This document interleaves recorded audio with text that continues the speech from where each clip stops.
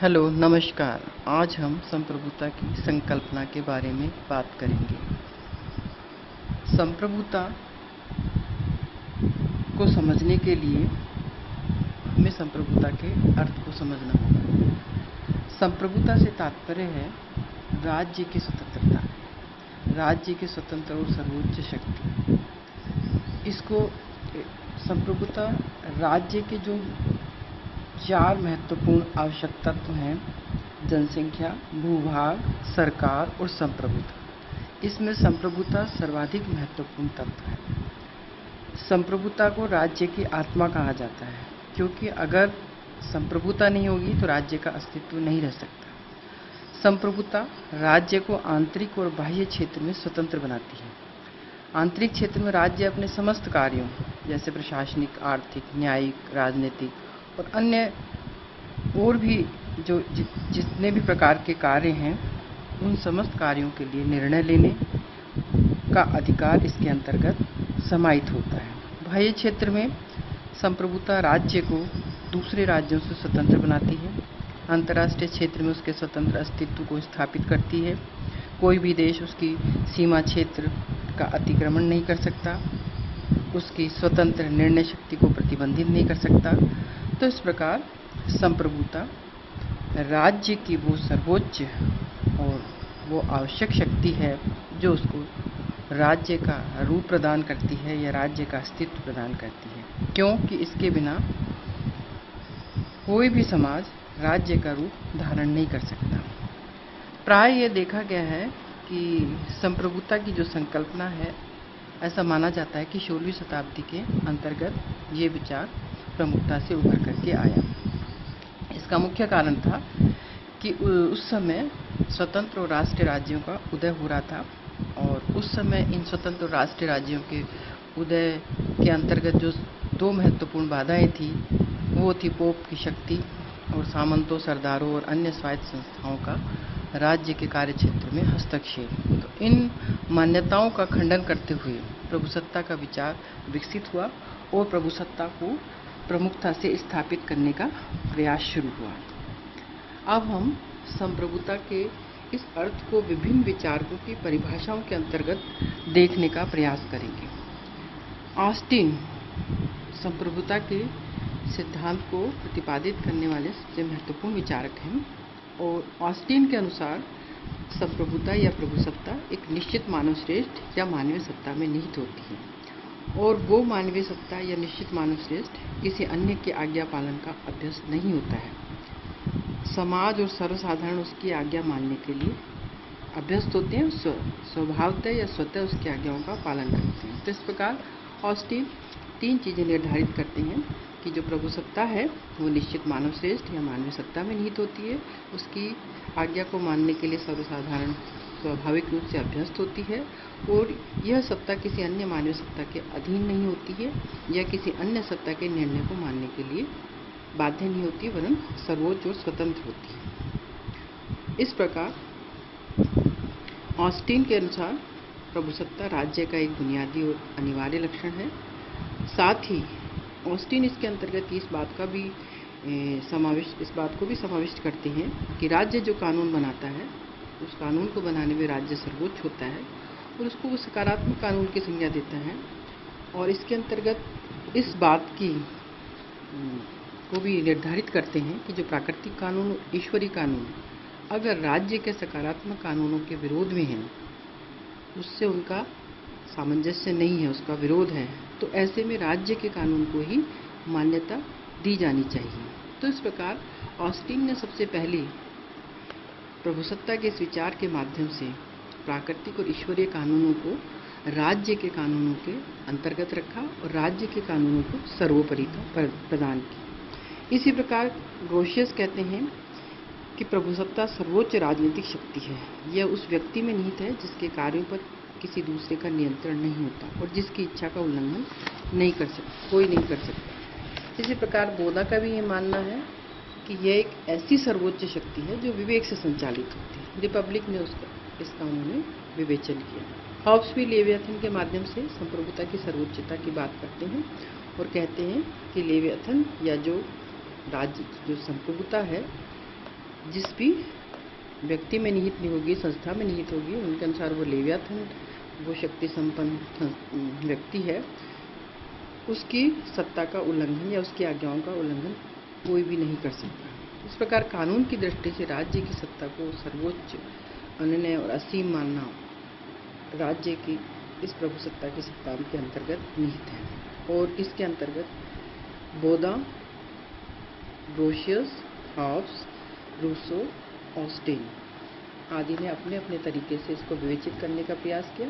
और ऑस्टिन इस संप्रभुता के सिद्धांत की जो विवेचना है उन्होंने बहुत ही व्यवस्थित तरीके से की। और संप्रभुता के इस सिद्धांत को एकलवादी सिद्धांत कहा जाता है। अब हम संप्रभुता के लक्षणों के बारे में जानने का प्रयास करेंगे। ये जो संप्रभुता का कानून या एकलवादी सिद्धांत है, इसके अनुसार संप्रभुता के कुछ प्रमुख लक्षण हैं। जैसे पहला, पूर्णता, ये अपने आप में पूर्ण है, सर्वोच्च है, किसी अन्य शक्ति पर आधारित नहीं है। सार्वभौमिकता, यानी राज्य के अंतर्गत ये सभी पर लागू है। अदेयता, यानी अखंड है, असीम है और किसी को दी नहीं जा सकती। सरकारें बदलने से संप्रभुता का स्थान नहीं बदलता है, सरकारें बदलती रहती हैं। और संप्रभुता अपने आप में स्थायी तत्व है और इसको किसी को दिया भी नहीं जा सकता। स्थायित्व, जब तक राज्य है तब तक संप्रभुता। सरकार बदलने, सम्राट बदलने, राष्ट्रपति बदलने, प्रधानमंत्री बदलने से समाप्ति होती है, उपरंत ये यथासंभव दूसरी संस्थाओं, दूसरे व्यक्तियों में निहित होती जाती है। और इस प्रकार संप्रभुता जो है अपने आप में एक स्थायी तत्व है। सरकारों के बदलने से इसके स्थायित्व में अंतर नहीं आता। अविभाज्यता, संप्रभुता के टुकड़े नहीं किए जा सकते। संप्रभुता के अगर टुकड़े होंगे तो राज्य भी विभाजित हो जाएगा।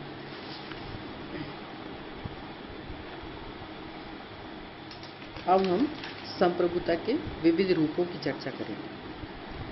संप्रभुता के विविध रूपों के अंतर्गत सबसे पहले हम विधिक संप्रभुता की बात करते हैं। इस विधिक संप्रभुता के अंतर्गत ही हम विधि अनुसार, तथ्यानुसार संप्रभुता को भी देखेंगे।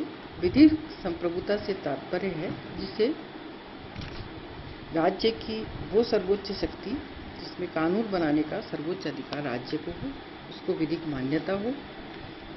जिस संप्रभुता की ऑस्टिन बात करता है वो विधिक संप्रभुता है, जो किसी एक निश्चित मानव श्रेष्ठ में निहित होती है ऑस्टिन के अनुसार, परंतु यह किसी व्यक्ति, समूह और संस्थाओं में निहित हो सकती है। विधिक संप्रभुता के अंतर्गत राज्य में कानून निर्माण की सर्वोच्च शक्ति निहित होती है और उन कानूनों का उल्लंघन नहीं किया जा सकता। उल्लंघन करने पर दंडित किया जा सकता है। ऑस्टिन, हॉब्स, बेंथम, ग्रोशियस आदि के चिंतन में हम इसको देखते हैं। राजतंत्री व्यवस्थाओं में यह विधिक संप्रभुता राजा में निहित होती थी, परंतु जैसे जैसे राज्य का विकास होता गया और शासन व्यवस्थाओं के जब स्वरूप बदलते गए, प्रजातंत्री व्यवस्थाओं का विकास होता गया, तो प्रजातंत्री व्यवस्थाओं में यह सरकारों में निहित है। यह संविधान में सरकार के तीनों अंगों, कार्यपालिका, व्यवस्थापिका, न्यायपालिका तथा संसद, राष्ट्रपति, प्रधानमंत्री, इन सभी में निहित होती है। न्यायपालिका न्यायिक समीक्षाओं, न्यायिक पुनरावलोकन के माध्यम से इस विधिक संप्रभुता में भाग लेती है। और इसी प्रकार जैसे कि डायसी कहते हैं कि यह संप्रभुता वह संप्रभुता है जिसे वकील या एडवोकेट्स भी मान्यता देते हैं। तो विधिक संप्रभुता जिसको कि कानूनन मान्यता है और विधिक आधार पर राज्य की सर्वोच्चता और असीमता को स्थापित करती है, कानूनी आधार पर उसको स्थापित करती है। विधिक संप्रभुता के अंतर्गत ही हम दो चीजें और देखेंगे, विधि अनुसार संप्रभुता और तथ्य अनुसार संप्रभुता। जहाँ विधिक संप्रभुता का आधार कानून है और जिसके आदेशों का सब स्वतः पालन करते हैं, तथ्यपरक या डिफैक्टो सॉवरेनिटी या वास्तविक संप्रभुता शक्ति पर आधारित होती है। यह करिश्माती नेतृत्व, धार्मिक सत्ता, सैनिक सत्ता के रूप में हो सकती है। यह वास्तविक है, परंतु इस प्रभुसत्ता का कानूनी आधार नहीं होता। ऐसा प्राय क्रांति, बलात् सत्ता परिवर्तन या सैन्य आधारित हस्तक्षेप के कारण या सेना द्वारा सत्ता परिवर्तन के कारण हो सकता है, परंतु ऑस्टिन इस प्रकार की विधियानुसार संप्रभुता और तथ्यानुसार संप्रभुता के अंतर को स्वीकार नहीं करते हैं। उनके अनुसार सरकारें कानून सम्मत या कानून विरुद्ध होती हैं, संप्रभुता पर यह लागू नहीं होता है। सरकारें कानूनी आधार पर वास्तविक सरकारें या नाम मात्र की सरकारें हो सकती हैं, लेकिन संप्रभुता में इस प्रकार का अंतर ऑस्टिन स्वीकार नहीं करते हैं। और संसदीय व्यवस्थाओं के अंतर्गत हम ये इस प्रकार का अंतर देखते भी हैं कि सरकारें, जैसा कि ऑस्टिन का मानना है कि सरकारें वास्तविक और नाम मात्र की हो सकती हैं, विधिक या वास्तविक हो सकती हैं। जैसे संसदीय व्यवस्थाओं में नाम मात्र की वास्तविक कार्यपालिका होती है। इंग्लैंड के अंतर्गत राजा नाम मात्र को, आज भी नाम मात्र की सत्ता को धारण करता है, और वहाँ के प्रधानमंत्री और मंत्रिमंडल वास्तविक सत्ता को धारण करते हैं। तो इस प्रकार विधिक संप्रभुता, जिसको कि कानूनन मान्यता हो, जो सर्वोच्च हो, असीम हो, जनता स्वभावतः उसकी आज्ञाओं का पालन करते हो, जिसके उल्लंघन पर दंड की व्यवस्था हो, जिसे वकील और एडवोकेट्स भी मान्यता देते हैं। तो इस प्रकार विधिक संप्रभुता के बारे में हमने जानने का प्रयास किया। अब हम राजनीतिक प्रभुसत्ता या राजनीतिक संप्रभुता की बात करेंगे। जब राजतंत्रीय व्यवस्थाएं थी तो इस प्रकार का ये राजनीतिक प्रभुसत्ता, या जो तीसरा प्रकार हम और देखेंगे लोकप्रिय संप्रभुता के विचारों को की ज़्यादा जरूरत नहीं होती थी कि राजा ही सर्वेसर्वा होता था और राजा में ही समस्त शक्तियाँ निहित होती थी। परंतु जैसे जैसे शासन व्यवस्थाओं का विकास हुआ और ये राजतंत्रीय व्यवस्थाओं से प्रजातंत्रीय व्यवस्थाएं विकसित होती गई, तो इस प्रकार का अंतर प्रकट हुआ और इस प्रकार संप्रभुता को हम अलग अलग स्थानों पर देखने का प्रयास किया गया, उसको समझने का प्रयास किया गया। तो राजनीतिक संप्रभुता से तात्पर्य मतदाता की संप्रभुता, क्योंकि प्रजातंत्रीय व्यवस्थाओं के अंतर्गत जो कानूनी प्रभुसत्ता धारी होता है, जिसको कानून निर्माण की सर्वोच्च शक्ति होती है, जो कानून निर्माण के लिए सक्षम होता है, जनता जिसके आदेशों का स्वभावतः पालन करती है, जिसके उल्लंघन पर दंड की व्यवस्था है, उसके पीछे सर्वसाधारण की इच्छा होती है, वही सर्वोच्च होती है। और उस कानूनी प्रभुसत्ता को इस राजनीतिक प्रभुसत्ता का सम्मान करना पड़ता है, क्योंकि प्रभुसत्ता के इस रूप में जो सर्वोच्च शक्ति का धारक है वो है मतदाता, जो इन प्रतिनिधियों को चुनकर के उस कानूनी प्रभुसत्ता का निर्माण करता है, उस कानूनी प्रभुसत्ता को अमली जामा पहनाता है या उसको व्यवहारिक रूप प्रदान करता है। तो राजनीतिक प्रभुसत्ता में मतदाता राजनीतिक संप्रभु है। परंतु प्रजातंत्रीय व्यवस्थाओं की इस प्रक्रिया को समझने के लिए यद्यपि हमें राजनीतिक प्रभुसत्ता को जानना और समझना बहुत जरूरी है, लेकिन इसके अंतर्गत प्राय इस राजनीतिक प्रभुसत्ता का निवास कहाँ है, वो इसका स्थान, इसके स्वरूप और इसके निवास को समझाना, बताना और तय करना कभी कभी बहुत मुश्किल होता है, क्योंकि यह निर्णय करना सरल नहीं है कि ये राजनीतिक संप्रभुता सर्वसाधारण में निहित है, सामान्य इच्छा में निहित है, लोकमत की इच्छा में निहित है, या बहुमत की इच्छा में निहित है, या वर्ग विशेष की इच्छा में। यद्यपि मतदाता राजनीतिक संप्रभु है, लेकिन मतदाता बहुत सारी चीज़ों से प्रभावित होता है, जिसमें संपूर्ण जनता, मतदाता, गैर मतदाता, सर्वसाधारण जनता सब ही निहित है। तो इस राजनीतिक संप्रभुता को कभी कभी इसके स्वरूप और स्थान को निर्धारित करना, और ये कहाँ निहित है, और प्रजातंत्रीय व्यवस्था में कौन इसका वास्तविक कारक है, इनको देखना और समझना कई बार मुश्किल होता है। ऑस्टिन के राजनीतिक संप्रभुता का विचार ऑस्टिन के विचारों से मेल नहीं खाता, क्योंकि ऑस्टिन एक निश्चित मानव श्रेष्ठ की बात करता है और उसको निश्चित मानव श्रेष्ठ में निर्धारित करता है। तो इस प्रकार से हमने राजनीतिक संप्रभुता की बात की कि राजनीतिक संप्रभुता यानी मतदाता की संप्रभुता, जो इन प्रतिनिधियों को चुन करके प्रजातंत्रीय व्यवस्थाओं के स्वरूप को संभव बनाता है। ऑस्टिन के विचारों से संप्रभुता मेल नहीं खाती। उसका कारण यह है कि ऑस्टिन ने प्रजातंत्रीय व्यवस्थाओं के अंतर्गत उस विचार को दिया है, और राजतंत्रीय व्यवस्थाओं के अंतर्गत जहाँ एक व्यक्ति विशेष में, एक या निश्चित मानवीय सत्ता में या निश्चित मानव श्रेष्ठ में नीत होती है, प्रजातंत्रीय व्यवस्थाओं में इसके चरण और स्वरूप अलग अलग होती हैं। इसके प्रजातंत्रीय व्यवस्थाओं के अंतर्गत राजनीतिक प्रभुसत्ता के संकल्पना को समझना बहुत ही जरूरी होता है, क्योंकि तभी हम लोकतंत्र की उस प्रक्रिया को समझ पाएंगे और राजनीतिक संप्रभुता को अच्छे से निर्धारित कर पाएंगे। उसके बाद आता है लोकप्रिय संप्रभुता। लोकप्रिय संप्रभुता का तात्पर्य है जो कानूनी संप्रभुता है वो,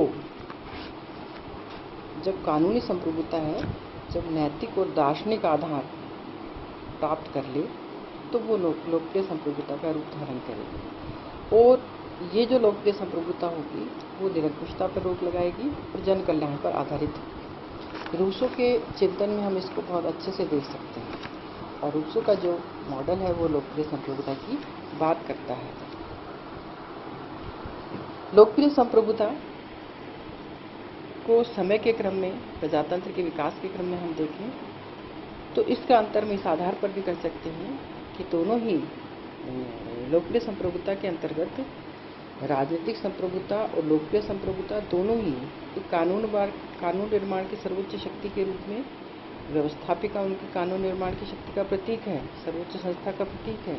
लेकिन समय के क्रम में प्रत्यक्ष प्रजातंत्र और अप्रत्यक्ष प्रजातंत्र का अंतर जो देखने को मिला, उसके अंतर्गत ये कहा जा सकता है कि लोकप्रिय संप्रभुता का जो विचार है वो प्रत्यक्ष प्रजातंत्र के अंतर्गत संभव है, और राजनीतिक संप्रभुता का जो विचार है वो अप्रत्यक्ष प्रजातंत्र के साथ जोड़ा जाता है। क्योंकि वर्तमान समय में प्रातिनिधिक प्रजातंत्र है, अप्रत्यक्ष प्रजातंत्र है, तो हम राजनीतिक संप्रभु की चर्चा करते हैं। सामान्यतः हम राजनीतिक संप्रभु को ही खोजने का प्रयास करते हैं। जहाँ प्रत्यक्ष प्रजातंत्र हो, जनता सीधे उसमें भाग लेती है, पूरी तरह से वो जन कल्याण के प्रति समर्पित हो, उसको हम लोकप्रिय संप्रभुता के अंतर्गत रखते हैं। क्योंकि रूसो ने लोकप्रिय संप्रभुता की जो बात की है उसको उसने सामान्य इच्छा में निर्धारित किया है, और सामान्य इच्छा के अंतर्गत उसने ये भी बताने का प्रयास किया है कि वो पूरी तरह से जन कल्याण के प्रति समर्पित होगी, ये उसकी पहली आवश्यकता होगी। तो इस प्रकार राजनीतिक संप्रभुता के अंतर्गत में भी इस लोकप्रिय संप्रभुता को स्थापित किया जा सकता है